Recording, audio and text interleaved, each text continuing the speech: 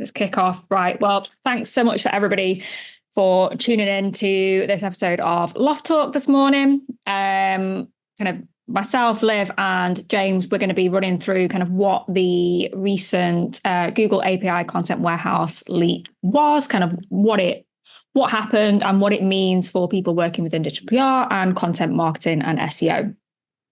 So we'll begin with kind of a really quick overview of what the documentation kind of looks like, what's kind of happened in the last month since the leak happened, and then we'll go through some kind of like key concepts and references that are important to understand before diving straight into the documentation itself.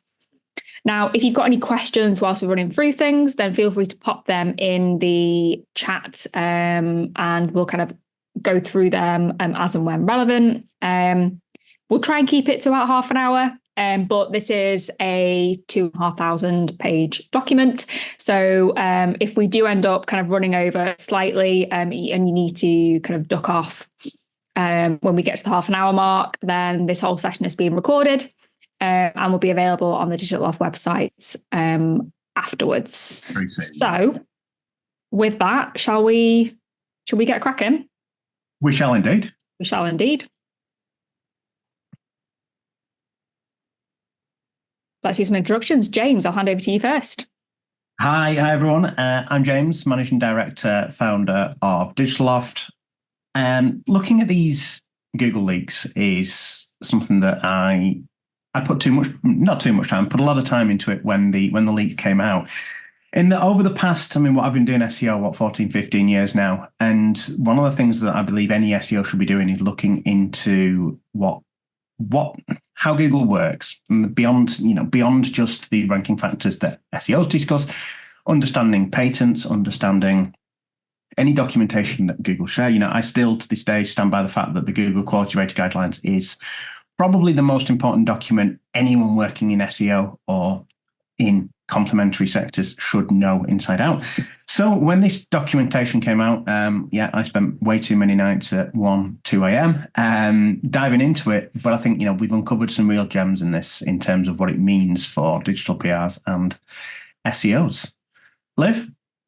Yep, I can 100% vouch for that. As what James forgot to mention is the fact he was also on annual leave at the time that the leak happened. So what was meant to be a lovely, relaxing holiday, I think it was half term for the kids, led to you messaging me and Elliot at 2 o'clock in the morning going, "What? I found this. Yeah.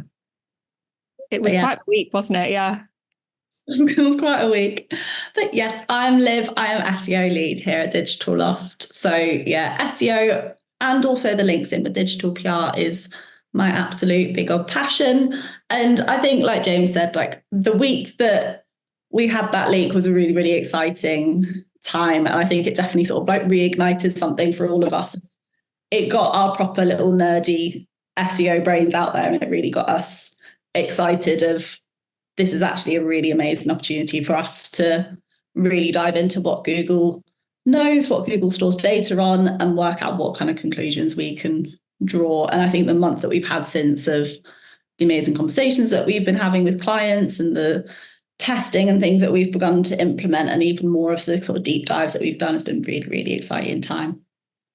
So that is me. And then we also have Ellie. Yeah, thanks, Liv. Just kind of echoing everything you said there. Like, exciting is the word that I would use to describe this last month. Exciting and nerdy. The messages that we've been sharing, kind of like deep dive into some really kind of like technical, like gritty things, has been really great. I'm excited to share all of the insights that we pulled in the last month with everybody this morning. Just a quick overview of me. I'm Ellie, but you can already see that from the screen. I'm content lead here at Digital Loft, so I kind of work alongside Liv to manage the in-house content production for all of the agency's SEO clients, making sure that kind of everything that we deliver like works harder and wins bigger. And kind of as we're going through the documentation, we'll see that there are quite a lot of references to SEO, to digital PR and link building, but also to content creation as well. So this is a topic that kind of spans, as James said, all of like the complementary industries. relating to SEO as well. So, introductions aside, James, I'll hand over to you. Of course, yeah. I'll try and keep TLDR.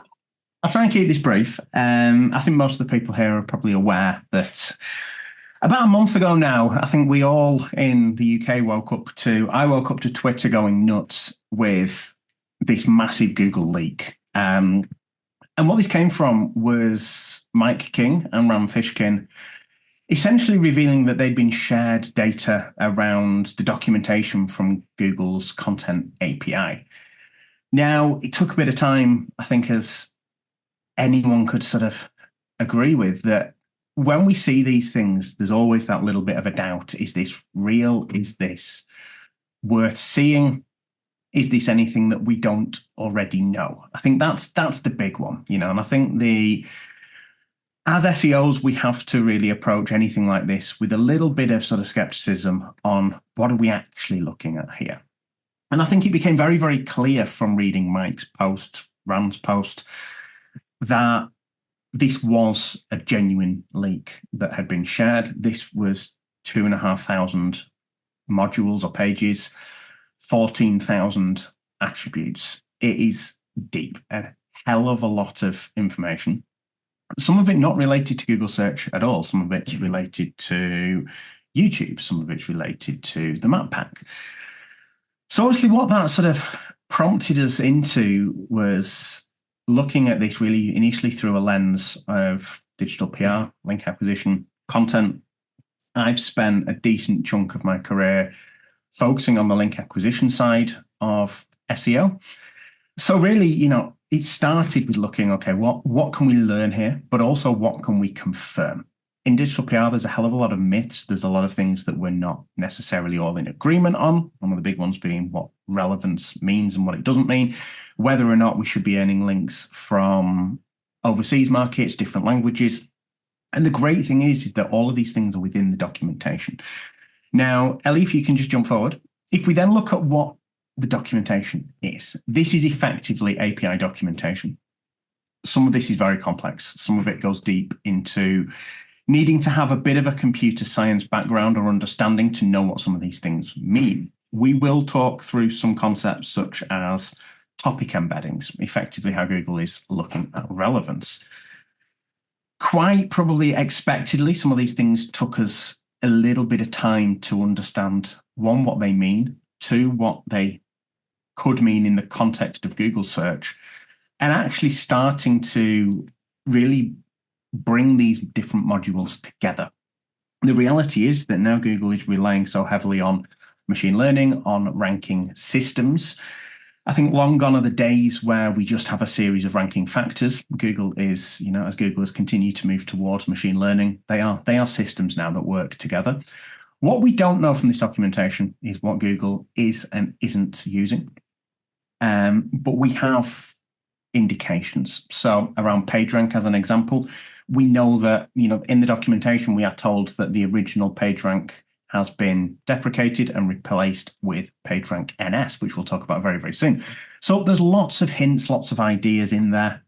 So what we've done is built up a really good picture of what this means for digital PRs and content marketers, which is exactly what we're going to go into today. We split it into two main sections, effectively what this means for digital PR and what this means for content in a wider sense.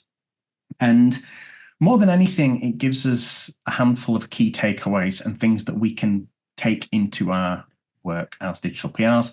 And more than anything, things we should be considering about how to earn links and coverage that effectively align with what Google is almost certainly rewarding. But again, disclaimer from me, these are not confirmed ranking factors. We can't necessarily look at these things and go, if we do this, this will result in an increase in rankings. That is not what we've got here. What we have is API documentation. These are things that Google is storing. Google can reference in algorithms. But again, by sort of putting the different pieces of the puzzle together, we can build up a really, really good picture of what we're being told. Absolutely. Sorry, yeah. So kind of within all of this, there are kind of, as you said, James, certain things that we need to understand before we jump into the different modules and the different attributes within these modules. So could you just like give us a little quick run through of the different terminology, really? We have 6 sort of main concepts and references here that that people are probably not familiar with. So as we go through the documentation, and this is, where I started, I was looking for links. I was looking for references to links. In the context of the documentation, what we all know as links, as backlinks, are referred to as anchors. So any references we see to anchors are meaning links. We see local anchors, which are internal links, and we see external anchors, which are effectively what we all know as backlinks from other sites. Where we see per doc referenced, this is anything at page level. This is where Google is looking at the quality of ranking signals to a particular page. Source doc references the page that a link comes from. So in the context of digital PR, this is the publications, this is the coverage we're earning that links. Page quality is referenced throughout as PQ. Now, page quality is a concept that a lot of us have been familiar with for some time. That's not necessarily something new. This is something that we've seen right through the quality rating guidelines in other patents and other Google documentation. Page quality is effectively the weighting of that page in the context of the site. Demotion is the interesting one. In the context of links, this without a doubt means that Google is ignoring links. There's some big things that we want to share here. It could also mean that we see a negative adjustment when something is demoted, really because of the fact that that signal is effectively negated and made so it doesn't have an impact. And NSR, a lot of the industry can't agree on what this means. I believe it means normalized site rank, and I think that's the general consensus now as we get about a month in, which is effectively where sections of a site are given a weighting. So that could be at directory level, as an example, or at topic level. So there are sort of 6 concepts that we should really be understanding here, and we will be referencing them a little bit. We're going to give all sorts of screenshots about the documentation, what we've seen from it. So if you do see any of those concepts referenced, there's a bit of a rundown on what they mean. Fabulous. Thank you so much for that. So now we've got kind of like a baseline understanding of what we're working with. Let's jump straight into the digital PR takeaways. You may have also already seen the amazing write-up that Liv and James did on the core takeaways from a link building perspective. From the documentation, there was a really quite extensive blog post written on all of this that's available on the Digital Loft website. So that's what we'll start with. So I will kind of run through all of the core takeaways and kind of like open up the floor for conversation and like thought sharing about each of these in turn. So first things first then, we've got the relevance of digital PR coverage and links is the most important focus for SEO success. So guys, can we just kind of cover a little bit about what we mean by relevance, kind of the impacts for this? I keep saying that relevance is the hottest topic in digital PR right now that nobody can agree on. You only have to spend 10, 15 minutes looking at what people have put in blog posts, sharing on Twitter, on LinkedIn. And actually, I think that $1 million question is, what does relevance actually mean in terms of the links we're earning? And the good news is that we've now got a really good indication from the documentation as to what relevance actually means. And actually what we see here is something called anchor mismatch demotion. Anchor mismatch demotion at a page level, at the per doc level, gives us this really strong indication that when there is a mismatch, then those links are being ignored.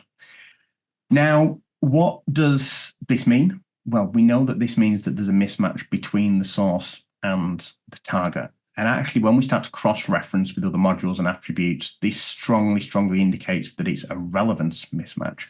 We see at page level, at per doc level, something called topic embeddings. Now, when we start to dive deep into what these are, this is essentially the vectorization of, and again, a nerdy computer science term, but effectively, this is how Google is understanding topics and effectively what the content, what is meant by the content. And we know that Google is extracting this at at the per doc at page level. So I think what we can actually start to cross-reference here is that Google is using natural language understanding, natural language processing to understand what a page is about. When there is a mismatch between the source and the target, where the link comes from and where the link is pointing to, I believe that is when it's where the link is pointing to, this will be at site level, not at page level. So I think it's the relevancy of the page that is linking, so where we're landing PR coverage as an example, and the site it's linking to. We have a hell of a lot of information now to suggest that Google is measuring relevancy based on a natural language understanding extraction of the topics and the concepts within that page of content. So, Liv, what does this mean? What are the takeaways here? What should people be doing? You know, from an SEO perspective here, you know, and I know that when we talk about digital PR and relevancy, there's always this trade-off between wide reach and super hyper relevance. But what's the takeaway here? What should people be doing with this information? I mean, it's nothing like that's going to be a massive shock to anyone that's been working in SEO and digital PR. And I think particularly anyone that's been paying attention to everything that everyone's been saying in digital PR for the last year or so, which is that relevancy is probably one of the most important things for your digital PR strategy. And even from when I was working in digital PR back years and years ago, it was always that trade-off of, do you want tons and tons and tons of links, which is what it was a little bit more back then, of just having that massive, spreading your net really wide and getting a ton of links in? Or is it just that one or two really hyper relevant links that are going to be what moves the needle for you? And I think this is the strongest confirmation that we've had and that we're probably ever going to have, that relevancy is the most important thing in link building.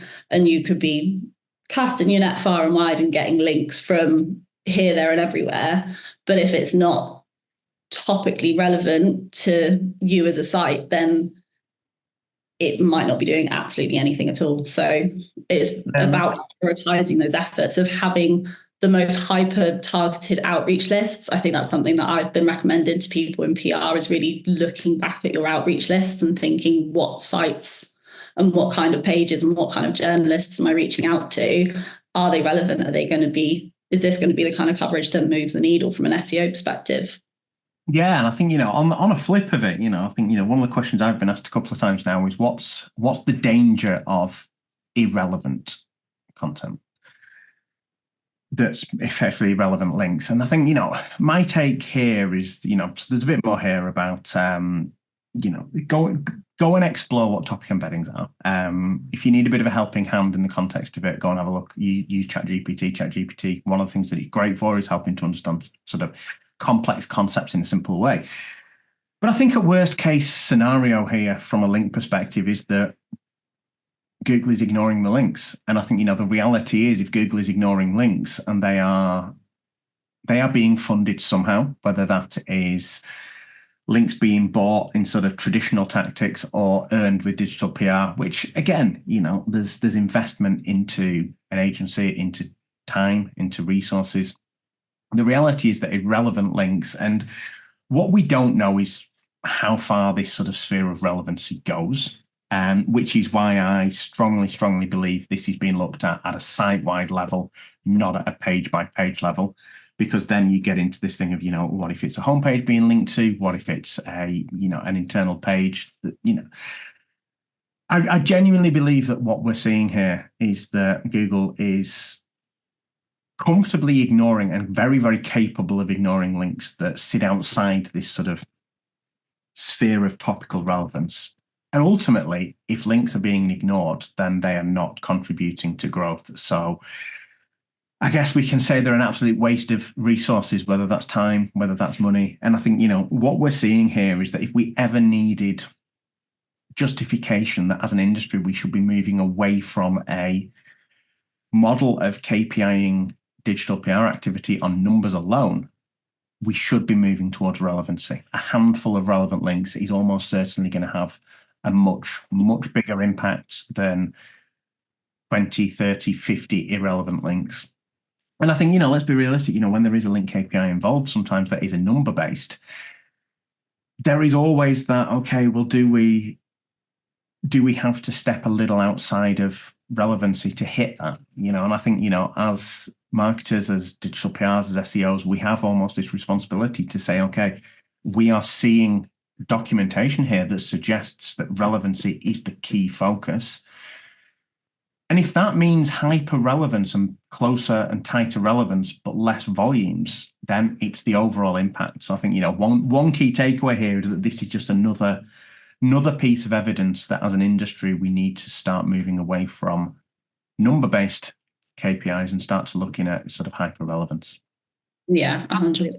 And I think as some of our most successful clients that I look over from a digital PR perspective aren't those clients from where I think that our strategy is working well. It's not those clients that are getting hundreds and hundreds of links a month. It's those clients that are getting the most niche targeted industry publications, just a handful that are hyper relevant, that are Google is going to be paying attention to, but also have all of those extra benefits of they're actually links in the places that their potential customers are going to be. So you get that referral as well.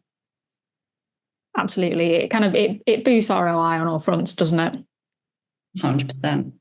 Awesome. So just in the interest of time, I'm going to skip straight to the next one. But kind of as we said at the beginning, if anybody has any questions about any of the takeaways as we're going through, drop them into the chat or kind of drop any of us a message after this session, and we're happy to kind of elaborate more. So that takes us on to the next takeaway, which is the relevance of digital PR. That's the extension on that's slide 2 of the first one, but we've been through that. Right. Then let's move straight on to the next one. So locally relevant links. So when we're talking geographically here, so country level, are likely to be more impactful than links from other markets. So guys, I'll open this up to you as well. Kind of what do we mean by this? What's the takeaway from the documentation? And what do people need to be doing in light of this? So from here we can see that Google is measuring using local country codes. So I think that's the key thing that there's perhaps been a bit of a misunderstanding about when we've been looking at this attribute. And when we're talking about locally relevant links, this is on a country level. So it's not when you're sort of talking about local publications and things like that, we're talking at that country level. And so there's this indication here that links that are from sites in the same country as yours are going to be probably more valuable than links that are from countries that you have no kind of connection to. So those locally relevant links are going to be the things they're going to be the links that Google pays the most attention to, but also going to be the ones that increase the brand awareness. You get the sales. They are the most, it again links to that relevancy of, is the link relevant to your country? And so therefore, is that going to be something that is of value to you? So it's something that Google has specifically put in these API guidelines of looking at these local country codes, so countries to which the page is most local and most relevant. So we honestly just have that word relevant in there already. And so Google is paying attention to the country of which the link is coming from, so the source, and then also that in relation to the country of the page that we are linking to as well.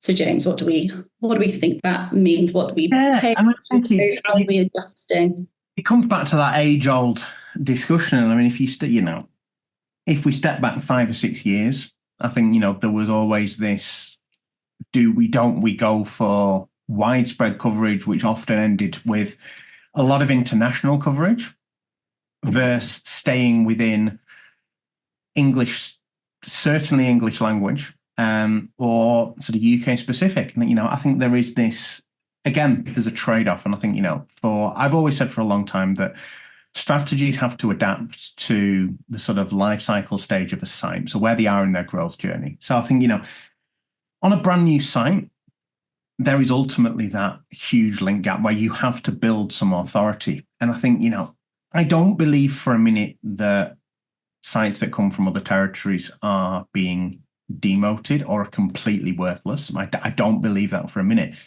I think it's that there is a weighting being applied to locally relevant links at country level.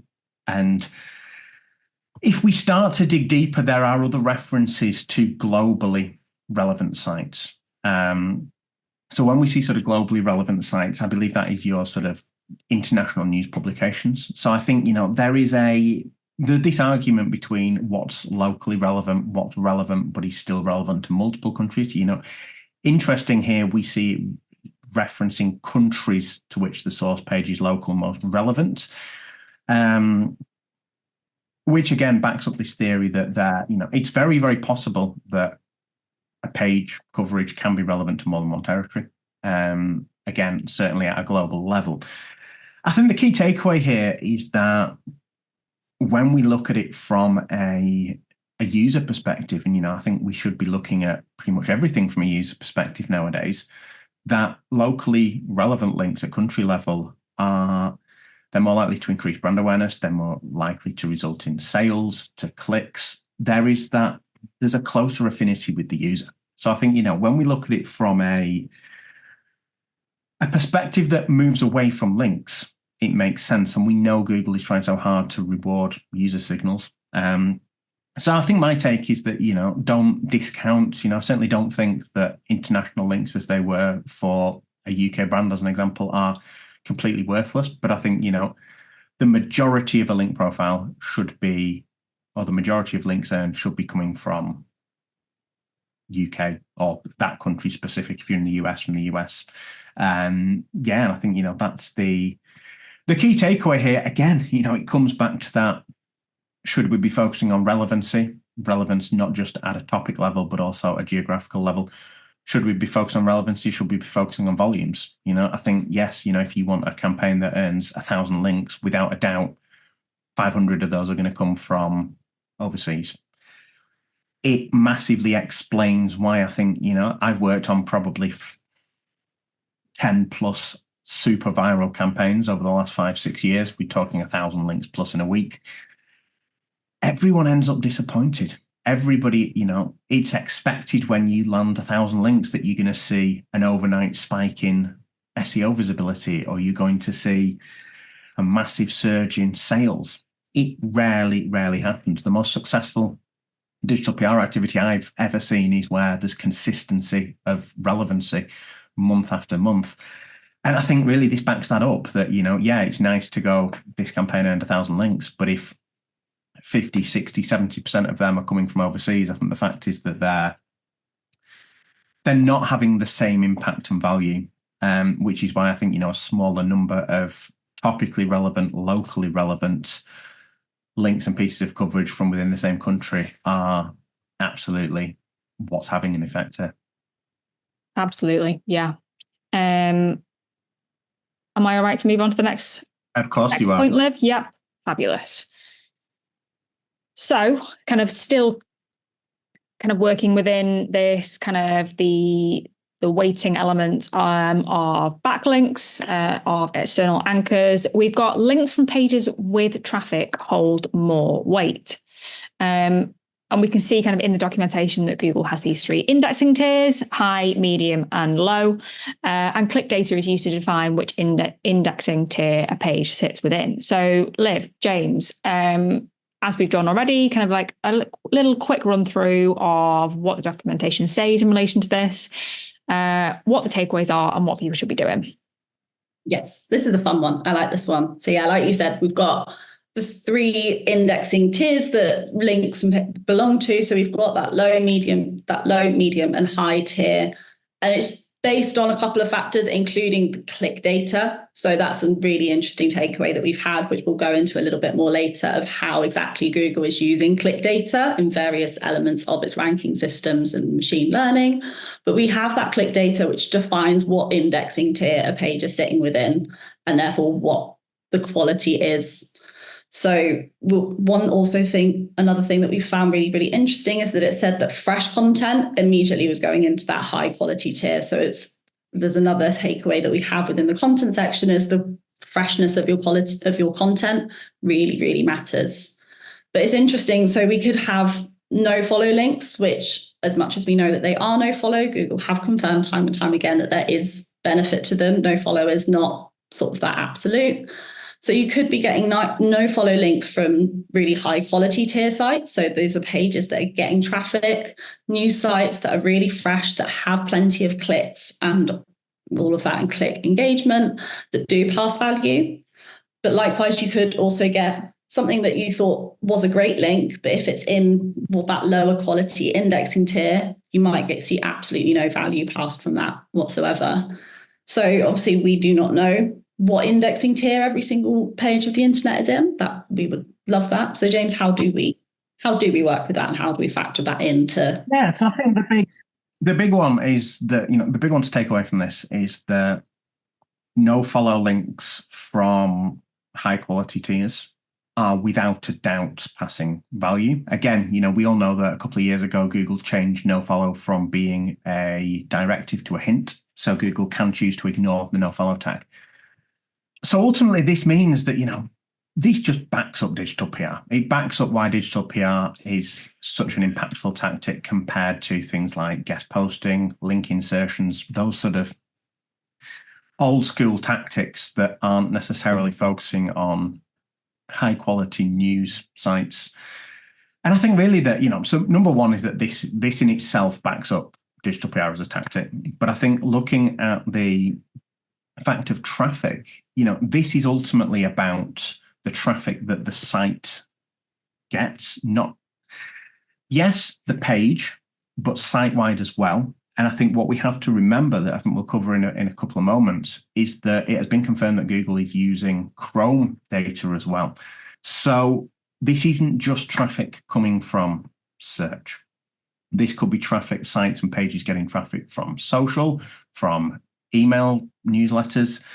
Ultimately, Google is utilizing traffic as a signal that this is a high quality page, which makes absolute sense to place it into indexing tiers. So the takeaway really, I think, is that it backs up why digital PR is so impactful. It also showcases that when we are leveraging digital PR as a tactic, we need to stop caring whether a link is follow, no follow. I think, if a link isn't sponsored, so if we're not paying for a link, again, link advertising content should be marked as no follow or now sponsored. And then we've got, the old school tactics, the guest posting, the link insertions, where, do I want a no follow link that's added to a post that's 3 years old that doesn't get any traffic, on a site that doesn't get any traffic? No, that is without a doubt not going to pass any value. But if we're getting a no follow link on the Sun, the Mirror, the Mail, do we really need to care? I think there's so much evidence now that the other signals are sort of overriding that no follow. And these are conversations we should be having. We have clients, I think, a lot of people on here will have clients that still refuse to count no follow links. I think we are so past no follow being a straight up directive. We've certainly got lots of evidence to suggest that Google is there is an impact from no follow links on rankings. And I think, again, this backs it up. If they are coming from news, high traffic sites, then that to me is the signal that, we need to stop worrying about the specifics around a link and more, such as the attributes on those links, and really look at where these links are coming from, I think, more than anything else. And that's probably the key takeaway for me. Yeah. And the impact they're having as well. Yeah. Exactly. Fabulous. So on to the next digital PR takeaway. This is a really interesting one, both from a link acquisition, but also from kind of an on-page strategy perspective as well. So the content surrounding a link gives context, not just the anchor text. So this means that relevant links means more than kind of just the anchor text itself, the text that's used to hold that link. It means that kind of the words, the sentences surrounding that link on a page also kind of play into this broader picture of how important it's deemed to be. So we know the score now, guys, kind of what's in the documentation, what does it mean, and what should people be doing to kind of potentially act upon these insights? Yeah, I mean, I think this is, again, with digital PR, it's all about earning relevant coverage. And I think he's looking beyond just the anchor text of a link. And I think,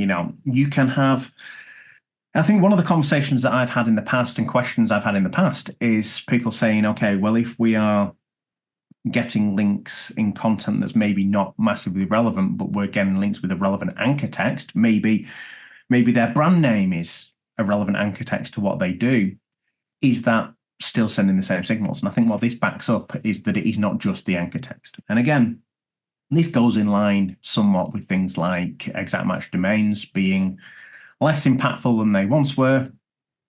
Really, it's looking at where you're getting the coverage from as a whole, not just the anchor text. And actually, it also shows why, if you go back to, if I think back to the pre-Penguin days, 2010, 2011, we were all using exact match anchor text. So, I still remember when you could rank at the top of Google for payday loans with 200 exact match anchor text links from irrelevant pages with the anchor text of payday loans, payday loan lenders, those sort of things. We saw a shift post-Penguin of actually what became as impactful is branded anchor text or generic anchor text. And I think really what this shows is, over the past however many years, Google has evolved from looking at just the anchor text as a signal to look at least the closely surrounding content to give context. So ultimately, I think what it means is that anchor text is less important than it once was. And actually, if we're earning coverage from the right sources within the right topics, then that is passing contextual signals. So actually, again, coming back to how I know some agencies, marketers, brands measure, try to measure the value of a link. I think, one of the things that has to be really carefully considered here is anchor text as important as what we all thought or what it used to be? Or is it more about the content as a whole, or at least directly surrounding the link as opposed to the anchor text? And yes, whilst I think, there is argument that anchor text is still a contextual signal, I think so long as the content surrounding the link is relevant, I think, the requirement for that anchor text to be keyword driven or semi-key, or sort of semi-keyword driven it's going, it's looking at more holistically at where are we getting this link from. And I think, this is music to the ears, I think, of many digital PRs who know that we have very little control over the anchor text that journalists use, but so long as we are earning links from within relevant coverage, then I think we've every evidence to suggest that's all good. Mm-hmm. Anything to add on that? Yeah, I think it's an interesting one because I think as an SEO who has previously worked in digital PR, I've had it drummed into me of anchor text is everything, include your keyword in the anchor text or nothing. But yeah, like you said, I think obviously anchor text does have its massive value, but it's also the wider context. So, and it is again music to the ears of digital PRs of if you're getting really great coverage and you're having conversations with clients of, oh, but we wanted them to use this keyword within the anchor text. But if you're having, for example, going back to that payday loans example, if you got a link that was brand name payday loans and the anchor text was just the brand name, the fact that you've got payday loans as that wider textual context is going to be of benefit to you and is still going to provide those sort of contextual signals around the anchor text. So we'll all have a part to play. I think it is that big vote of confidence for digital PR versus those other link building tactics such as like we've got on the slides of guest posts and link insertions that don't have all of those contextually relevant signals. If you've just, like you said before, just crammed a link with the anchor text payday loans into a page that has absolutely no relevance, those signals aren't going to be strong and aren't going to be of any benefit to you. There is one exception, internal links. And I must make it very, very clear that this is relating to external links, and there are references within the documentation about internal links, local anchors, that effectively prohibits them from receiving anchor text-based penalties. So again, if you are using internal links, then yes, absolutely, keyword driven. This is the context of external links, and it clearly says this in the documentation that internal links are excluded from the link-based penalties. Absolutely, yeah. I think as well, it's important to say that we're not saying that kind of totally irrelevant anchor text is fine for external links. It comes back to kind of thinking about the user experience, kind of what makes sense for that user. If using the payday loans example that we're running with, kind of anchor text of spaghetti, just pulling something out of thin air here, it's not relevant. It's not going to inform the user of what they should expect on that page. So again, it's just about kind of, as James said, building this much bigger, more holistic picture. Lots of different things. You can't cheat the system with anchor text like you used to be able to. Yeah. Exactly. So on to the next slide. I'm conscious of the time. We're already 15 minutes over. So if we kind of try and keep things a little more succinct in the next few slides, just I'm conscious people will have other commitments that they'll need to jump off to. So the next takeaway we've got is around kind of dream publication lists and the need to consider potential seed sites for your industry. So guys, I'll hand over to you just to like a really quick overview of this one. James, take it away. You love seed. This is my favourite topic in Lingo.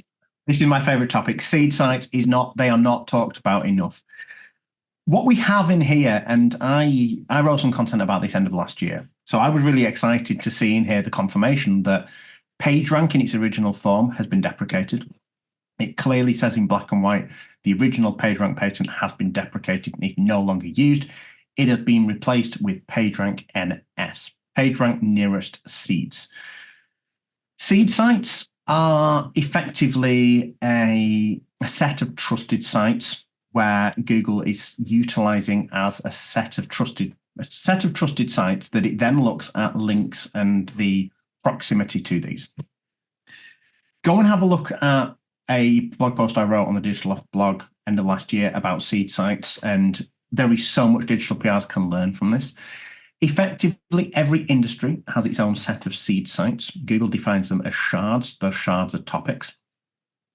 These are a trusted selection of sites that Google is seeing as almost the holy grail in that sector. In many ways, dream publications. As PRs, I know we all love a dream publication list, but I think what we can do, and the key takeaway from this, is we are able to go one better and not just look at these from a brand ego perspective. We've all had these conversations on our CEO would love to be featured here or love to be featured there. When we start to break this down into what are the seed sites, now the difficult thing is that we've only ever had confirmation from Google of 2 seed sites. In the patent, they referenced the New York Times, and they referenced the Google directory, which no longer exists.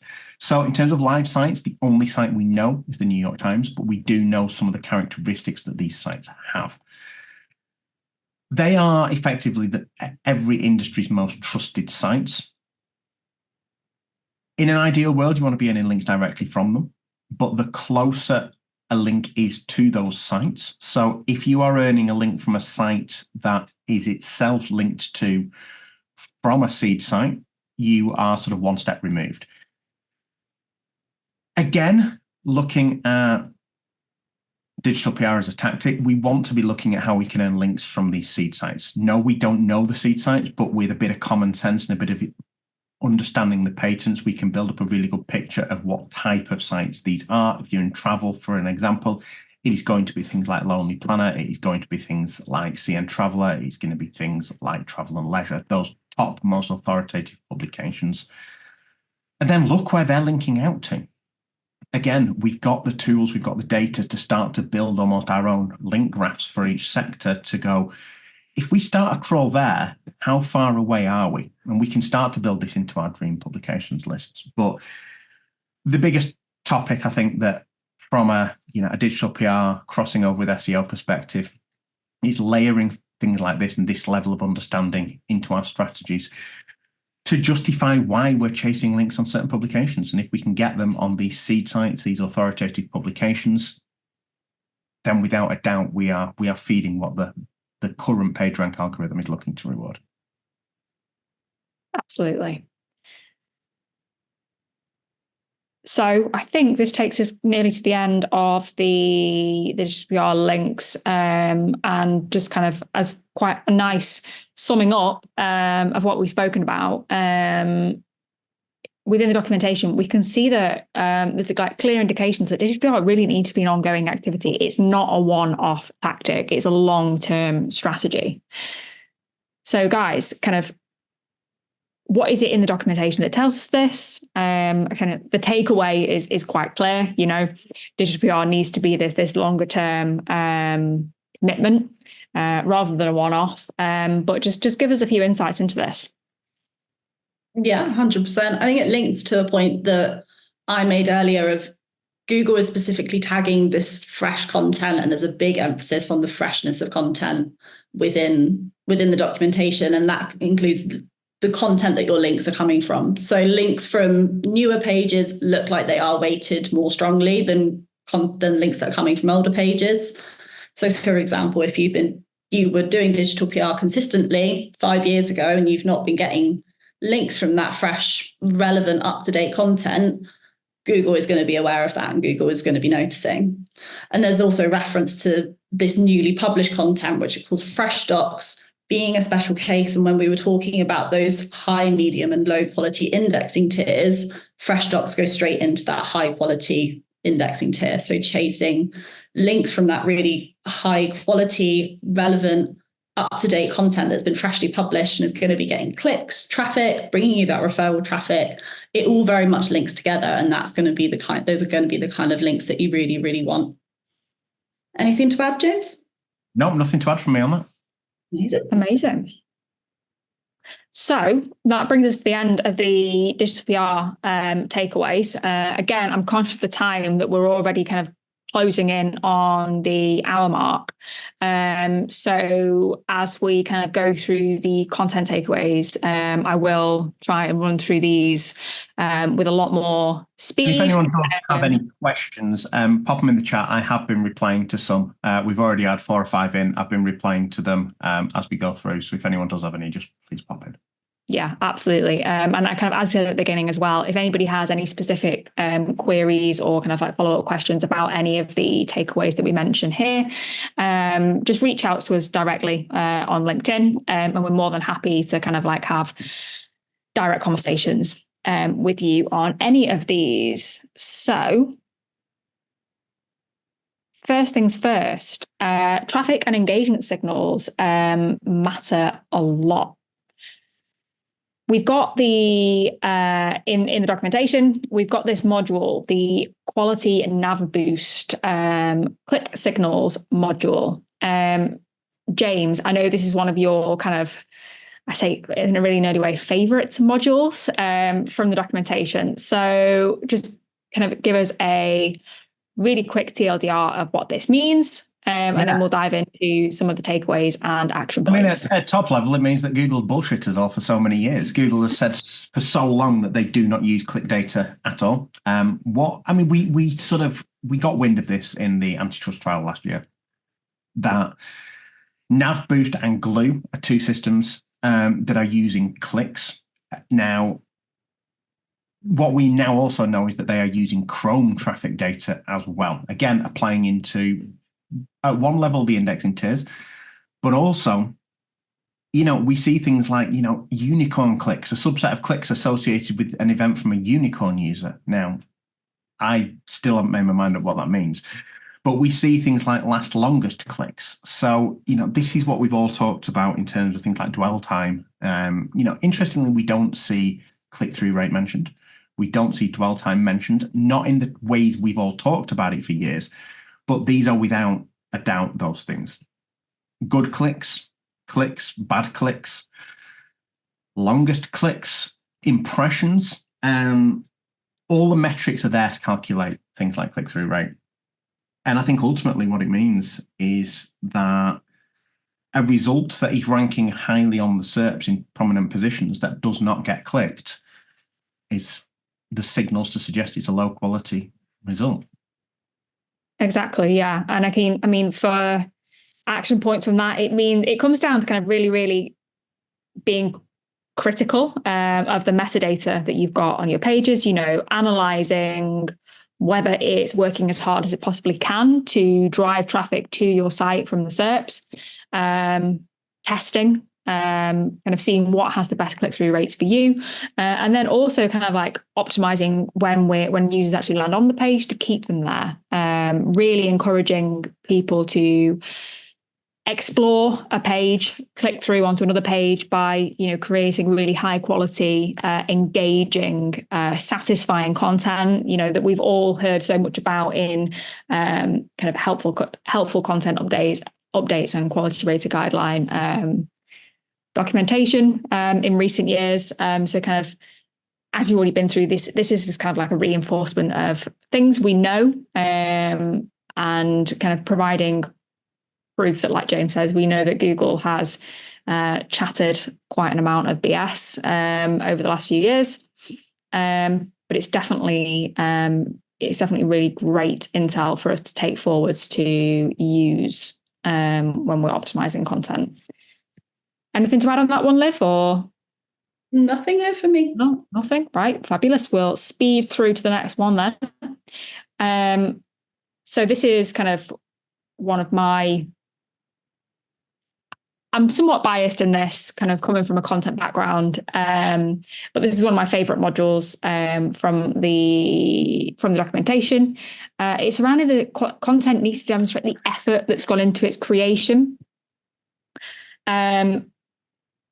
It kind of plays into the idea that content is so much more than just words on a page. It's kind of an entire experience. It needs to be kind of evaluated more holistically, more as an overall kind of an overall entity rather than just kind of a string of keywords, et cetera, et cetera. James, I know here you've got some thoughts on how we see kind of effort being defined within kind of the notion of large language models. Could you just elaborate a little bit on this and kind of what it means for creators? Yeah, I mean, I think ultimately this could be Google's AI content detection system. I think if we strip it back to the way Google could be understanding this, is that effectively this LLM-based effort estimation. So anyone who's not familiar, ChatGPT as an example is an LLM, a large language model. And, what we're seeing here is that Google's saying it's the content effort score is an LLM-based effort estimation for article pages. It almost makes sense that Google could be cross-referencing with what they can extract from an LLM and going, okay, is this, it goes without saying that that'd be really easy for Google to understand. Is there anything of value added beyond what a large language model can give?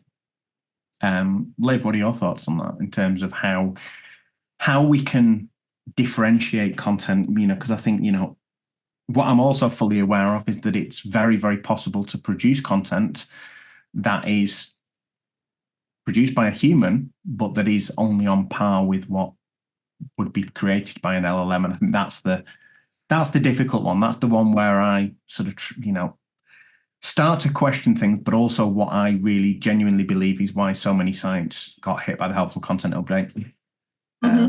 What are your thoughts in terms of value adds on a page? It's really interesting that we discussed it, because we had a conversation, I think the three of us, a little while ago, about there's a couple of sites that have popped up that are sort of like AI detection things that journalists are using, which I've got kind of like limited or very varying reliability, but I have seen pieces of content that are 100% human written getting flagged as potentially AI, or even like, and you know that because you've probably written them yourself.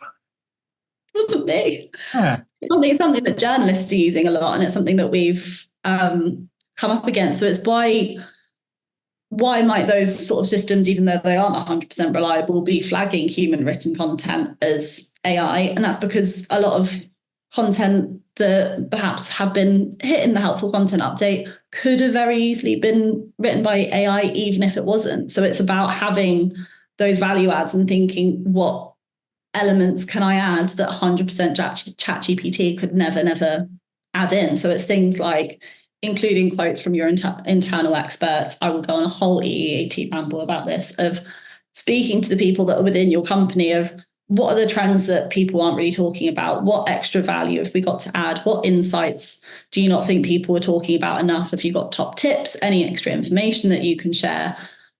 And in making sure that it's really, really obvious that that has come from a specific person who is a genuine expert, rather than any sort of generic content that's repurposed from everywhere else on the internet. I think that's we've been saying for goodness knows how long, how you set yourself apart from AI in wider context of sort of EEAT generally, but it very much applies to this as well.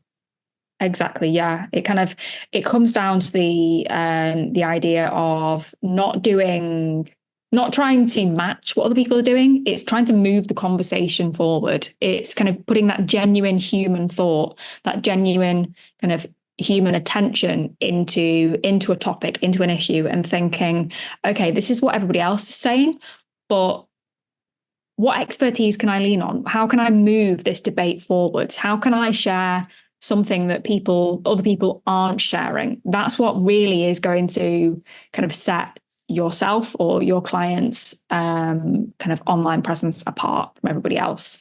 And it's something that kind of with this documentation lead, we know that Google might be monitoring at a more technical level.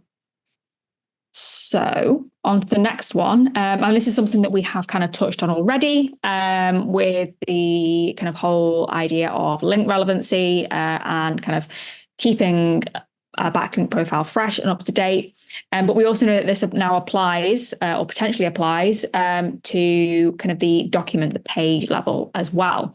Historically, SEOs have been kind of in a habit of kind of making, should we say, minor updates to a page, refreshing it so that the date listed on the page shows that it's kind of at face value up to date, but actually there's been no kind of real significant textual on-page changes made. We now know that kind of Google can track the last significant update to a document, which shows that kind of we need to be making them meaningful. We need to, when we're kind of updating a page, it's not just kind of simple changing a title, clicking update within the CMS and kind of trying to pull the wool over Google's eyes, pull the wool over users' eyes to say that actually this page has been updated.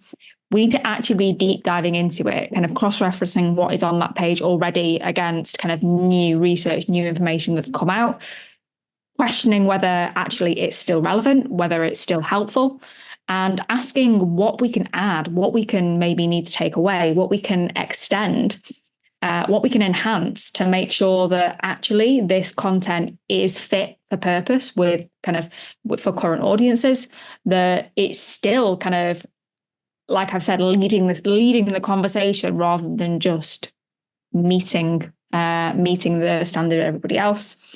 And if we don't do this, there's a kind of what we can see here in the documentation is that any updates that we make that don't fall within this kind of like significant bracket, they could be ignored, which ultimately then comes down to the ROI of any investment in kind of on-page SEO, content creation.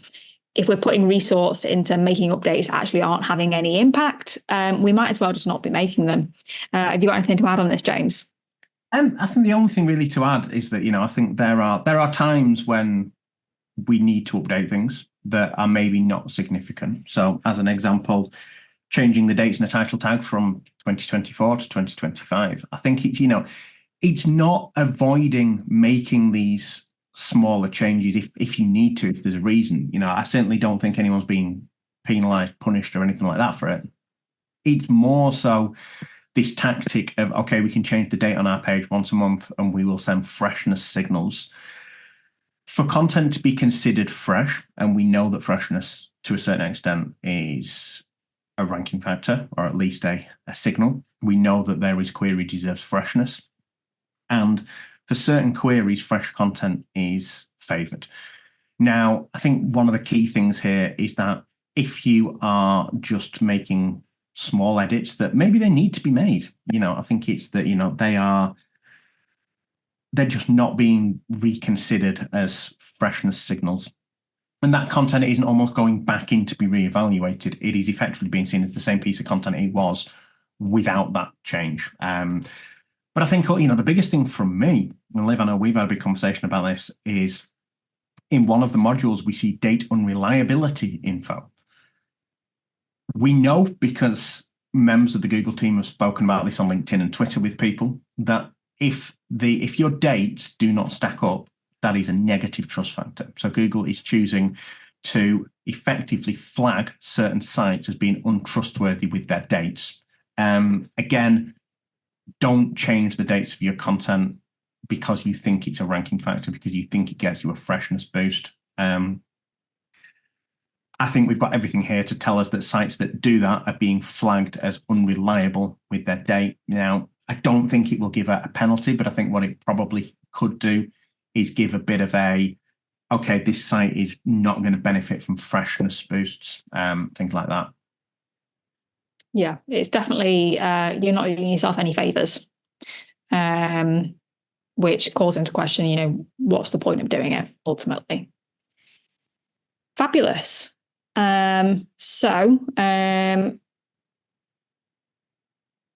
James, I'm going to hand over to you for this one because I know this is something that you're particularly interested in as well. I'm going to limit you to a few minutes. That's fine. Yeah.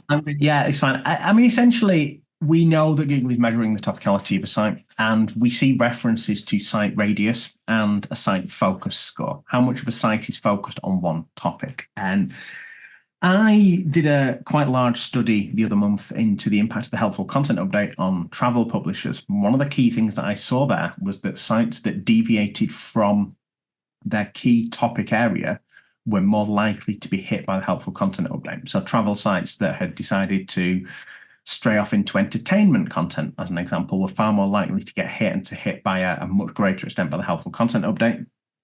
We don't know how far this topical radius is. I think we have enough evidence in the documentation to suggest that Google is looking at sites in terms of shards.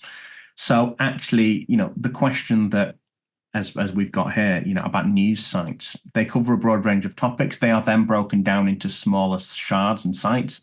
So effectively, you're looking at, you take a national publication, you've got the sports section, the finance section, the lifestyle section, the fashion section. They are looked at, I believe, almost in isolation, so they can get their topical authority, if we want to call it that, at a folder level, at a shard level. Fabulous. Yeah. Have you got to add anything? Nothing for me. No. Let's jump straight on to the next one. And I think this is actually the last key takeaway that we're going to run through today specifically. Before we kind of do a rounding up, I appreciate that we've already gone quite over the time.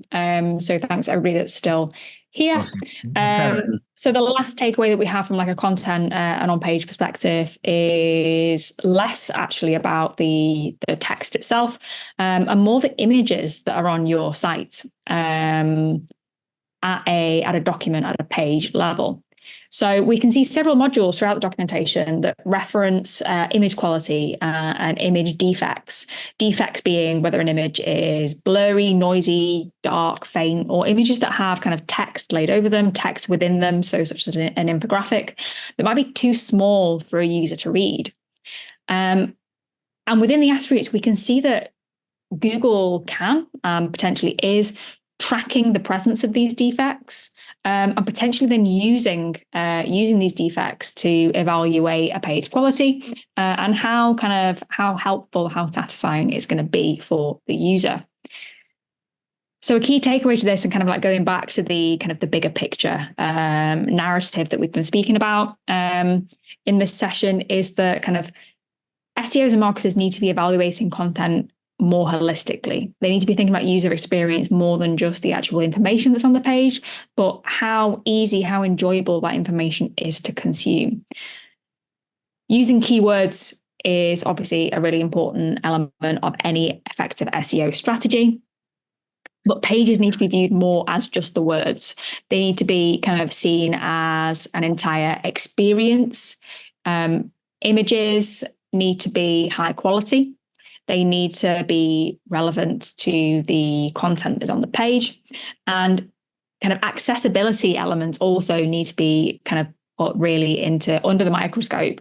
And we need to make sure that if we are including kind of like visual assets within a piece of content, kind of boost those like satisfaction signals, kind of aid with kind of like comprehension of maybe more complex topics, that these need to be kind of digestible and accessible to like a really, really kind of comprehensive range of users.